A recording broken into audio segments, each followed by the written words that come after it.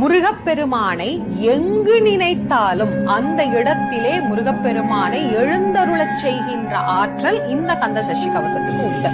நீங்க எங்க கூப்பிட்டாலும் முருகன் வருவாருங்கிறதுக்கு அருணகிரிநாதரின் வாக்கே சாட்சி. எங்கே நினைப்பினும் அங்கே என் முன் வந்து எதிர் நிற்பனே அப்படின்னு முருகப்பெருமானை பற்றி அருணகிரியார் சொல்லி இருக்கிறார்.